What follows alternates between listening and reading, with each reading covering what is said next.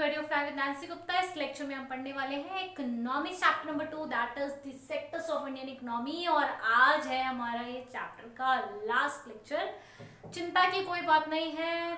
कुछ बच्चे सोच रहे होंगे ये चैप्टर पता नहीं कितना लंबा चलेगा, ये लास्ट है, बिल्कुल परेशान ना हो। और बहुत इंपॉर्टेंट अगेन, देखो भाई जब चैप्टर्स लिमिटेड हो जाते हैं ना तो उनमें चीजें इंपॉर्टेंट आ जाती हैं। ये क्वेश्चन ऑप्शन में आता है, या तो difference between private sector and public sector पूछते हैं, या difference between organise sector and unorganise sector पूछते हैं। तो ये बहुत दिलचस्प है, कुछ बच्चों को बहुत कंफ्यूजन रहती है। तो कंफ्यूजन की कोई बात नहीं है, आपको ये ध्यान में रखना है कि भाई प्राइवेट सेक्टर मतलब अनऑर्गेनाइज्ड और पब्लिक मतलब ऑर्गेनाइज्ड, ठीक बात है, लेकिन दोनों का कंटेंट सेम नहीं है। यहाँ पे पूछ रहे हैं इनका इंटेंट, मतलब इसका मोटिव, इसका सार कि ये क्यों है, और वहां पूछ रहे हैं कि दोनों में डिफरेंस क्या है बिटवीन ऑर्गेनाइज एंड अनऑर्गेनाइज। तो परेशान नहीं होना है, एक बार कंटेंट समझोगे तो खुद डिफरेंस समझ में आ जाएगा। देखो मैं एक एक करके लूंगी। प्राइवेट सेक्टर लेती हूँ पहले, तो फर्स्ट पॉइंट कहता है it is owned by individuals और द ग्रुप ऑफ इंडिविजुअल। जाहिर सी बात है, प्राइवेट एक ऐसा सेक्टर होता है जो या तो मैं चला रही हूँ, या हो सकता है भाई ज्वाइंट सेक्टर में चल रहा हो, मेरे पार्टनर्स हो, तो ग्रुप भी हो सकता है और मैं अकेले भी हो सकती हूँ। आप अपना कोई बिजनेस चलाते हो तो वो प्राइवेट में आएगा क्योंकि वो आपका है, ठीक है। और इधर अगर आप पब्लिक सेक्टर में देखोगे तो it is owned by the government. ये यहाँ पे गवर्नमेंट चलाती है, सरकार चलाती है, वो राज्य सरकार हो सकती है या फिर सेंट्रल सरकार हो सकती है, ठीक है, आपकी केंद्र। अब एग्जाम्पल में आ जाएगा, एक एग्जाम्पल्स दीजिए बड़े कंपनी जिनको आप जानते हो कि प्राइवेट है, तो Reliance industries, Tata iron and steel company limited, ये प्राइवेट में आती है, ये सारे बच्चे जानते होंगे। और पब्लिक में अगर हम बात करेंगे तो railways, post offices etcetera. I hope इस पॉइंट में कोई डाउट नहीं होगा किसी को। थर्ड आते हैं activities are motivated to earn profit. Private आदमी अपना बिजनेस क्यों शुरू करता है बच्चों? क्योंकि उसको क्या चाहिए होता है? प्रॉफिट। अब भाई आप अपनी कोई बिजनेस कल शुरू करोगे तो ये थोड़ी सोचोगे कि मुझे अपनी सोसाइटी का भला करना है इसलिए मैं बिजनेस चला रहा हूँ। नहीं, मुझे आगे बढ़ना है, मुझे पैसा कमाना है, मुझे लग्जरी चाहिए, लाइफ चाहिए, तो इसलिए मैं क्या कर रहा हूँ, मैं प्रॉफिट अर्न कर रहा हूँ, ठीक है। तो या इसीलिए आप बिजनेस करते हो, तो आपका पर्पस ही होता है टू अर्न प्रॉफिट। वेयर सरकार अगर कोई बिजनेस चलाती है, कोई कंपनी खड़ी करती है, तो वो प्रॉफिट नहीं कमाती, सरकार को प्रॉफिट नहीं मिलेगा। वो सिर्फ इस लिहाज से शुरू करती है कि मेरी पब्लिक को सुविधा हो जाए, उसको आसानी हो जाए, उसको परेशानी ना हो। फॉर एग्जाम्पल आपकी रेलवे चल रही है, तो क्यों चल रही है, क्या पड़े सरकार को? अभी एक ट्रेन आई है, उसका दिमाग मेरे नाम से उतर गया है बच्चों, वो चलती है आपकी काशी से, वाराणसी से महाबलेश्वर, ठीक है, महाकाल का जो मंदिर है वो होते हुए जाती है महाबलेश्वर। तो वो प्राइवेट ट्रेन है, मेरे नाम दिमाग से उतर गया है, बहुत फेमस ट्रेन है। तो वो ट्रेन आप उसका टिकट किराया पता करिए, वेरिएबल प्राइस है और बहुत हाई फाई प्राइस है। तो गवर्नमेंट को क्या पड़ेगी, वो रेलवे चला रही है ताकि उसके लोगों को आने जाने में सुविधा हो। ट्रांसपोर्टेशन इज बेसिक फैसिलिटी, उसमें कोई दिक्कत ना हो, इसके लिए। तो they are not established to earn profit only, उन्हें प्रॉफिट नहीं कमाना होता। उनका एम क्या होता है, to resolve the public issues की कोई अगर जनता को कोई परेशानी हो रही है तो उसका हल दे दो भाई, कुछ ना कुछ करके। अगर किसी के पास रोजगार नहीं है तो एक कंपनी खोल दो ताकि लोगों को रोजगार मिल जाए, फैक्ट्री खोल दो ताकि लोगों को रोजगार मिल जाए। तो ये उनका इंटेंट होता है और मोटिव होता है। Charge money for their services. अगर आपको रिलायंस वाले सिम देते हैं, कोई फैसिलिटी देते हैं, कॉलिंग, इंटरनेट, तो आप बिल भरते हो ना, चार्ज देते हैं, वो भी विद प्रॉफिट।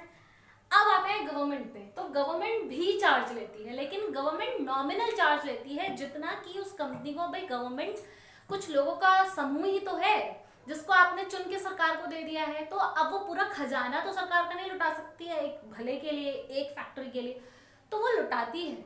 उसके पास और भी काम होते हैं, वो लगाती है पैसा, लेकिन वो कोशिश करती है कि ये तो चलती रहेगी ना लाइफ लॉन्ग, तो एक बार पैसा तो मैं सरकार का लगा दूं, लेकिन जीवन भर चलने के लिए इसका खर्चा यहीं से निकलता है। यानी कि बिना प्रॉफिट के, नो प्रॉफिट के, उसने ही लोगों के पैसों में काम चलता रहे, इतना पैसा लेती है, ठीक है। तो they are executed for the welfare of the common man. For example elementary education 1 to 5 free है, क्यों है? इसमें क्या मिल रहा है गवर्नमेंट को? फ्री 1 to 5, ठीक है, ये फ्री है आपकी एजुकेशन। आप सोचो, फेयर प्राइस किसान से ले लेती है ज्यादा प्राइस पर क्रॉप, और मार्केट पे कम प्राइस पे बेचती है, उसको क्या मिल रहा है? राशन शॉप फ्री में दे रही है आपको, क्या मिल रहा है? लेकिन कुछ तो पैसा लेगी ना, कुछ तो मिले ना, वो बेचारी कहाँ से लाएगी पैसा, ठीक है, लास्ट पॉइंट देखेंगे दोनों का, इधर है some sectors are supported by government like selling electricity. कुछ प्राइवेट सेक्टर को सरकार की जरूरत पड़ती है, बिना उनकी मदद के वो काम नहीं कर पाते हैं, जैसे कि इलेक्ट्रिसिटी बेचना, क्योंकि भाई इसमें लोग इन्वॉल्व हैं, जनता इन्वॉल्व है, जनता के साथ किसी भी तरीके का खिलवाड़ नहीं होगा। बेसिक फैसिलिटी इलेक्ट्रिसिटी, इसको अगर गवर्नमेंट छोड़ देगी और बिल्कुल इस पर निगरानी नहीं रखेगी तो ये लोग कुछ भी कर सकते हैं और इलेक्ट्रिसिटी जैसे बेसिक चीज महंगी हो सकती है। इस वजह से गवर्नमेंट इनको पूरा अधिकार नहीं देती इसे चलाने का। अब आते हैं सेम पॉइंट इधर, जब गवर्नमेंट अपने आप से कहीं सुपरविजन लेती है, they supervise some private sector to monitor, control and regulate their company process and prices। कभी कभी सरकार अपनी कंपनियों को प्राइवेटाइज कर देती है, लेकिन अपना अधिकार नहीं छोड़ती है, वो अपना मॉनिटर, कंट्रोल और रेगुलेशन, सुपरविजन उन पर रखती है, ताकि वो लोग अपनी मनमानी ना करें मार्केट में।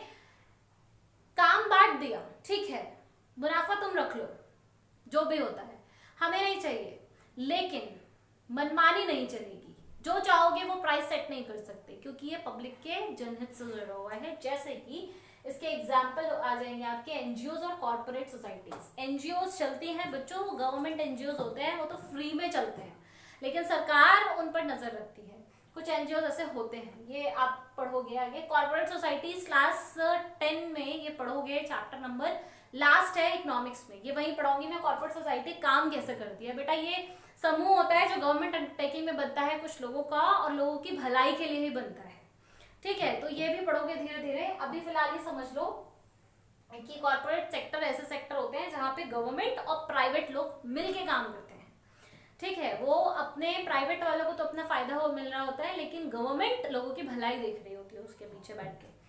तो यहाँ पे भी यही है, ठीक है। ये पॉइंट एक दूसरे के सिमिलर हो जा रहे हैं थोड़े थोड़े, लेकिन ध्यान में रखना है। यहाँ पे प्राइवेट कंपनी मुझे खोलनी है, इलेक्ट्रिसिटी में दे सकती हूँ, मुझे बनानी आती है, लेकिन सरकार मुझे बनाने नहीं देगी, मुझे उसकी इजाजत लेनी है, वो मुझ पे कंट्रोल रखेगी, समझ रहे हो। ये यहाँ पर है। यहाँ पे क्या है, गवर्नमेंट ने खुद अपनी कोई चीज शेयर कर ली प्राइवेट के साथ कि आ जाओ तुम ले लो, चलो हम बेच रहे हैं। कितनी बार होता है कंपनीज बेच देती है गवर्नमेंट, वो बेचती हैं लेकिन कभी भी पूरा कंट्रोल नहीं देती हैं। कुछ कुछ चीजें ऐसी होती है जिन पे पूरा कंट्रोल नहीं दिया जा सकता, क्योंकि वो डायरेक्ट पब्लिक के और उसके बेटरमेंट से जुड़ी हुई होती है, ठीक है। आई होप ये सारे पॉइंट्स आपको क्लियर हुए होंगे with very much clarity, because this is very very important. Again 3 से 5 मार्क का ये कंटेंट है, आता है बोर्ड एग्जामिनेशन में, ध्यान में रखना है। कोई भी प्रॉब्लम हो कमेंट सेक्शन में पूछ लेना है, और इस विश्वास के साथ कि आपको सब समझ में आया है, मैं ये चैप्टर यहाँ रेस्ट कर रही हूँ। ये चैप्टर आज खत्म हो रहा है।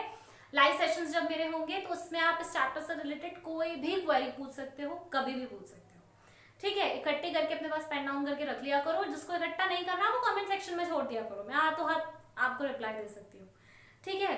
और जो 1-to-1 चाहते हैं बात करना, वो भाई लाइव सेशंस का फिर वेट करें। मिलेंगे, स्टे ट्यून नेक्स्ट चैप्टर के साथ, जो कि बहुत दिलचस्प है, बहुत मजा आएगा उसे पढ़ने में, मनी एंड क्रेडिट। तब तक के लिए स्टे हेल्दी, स्टे हैप्पी।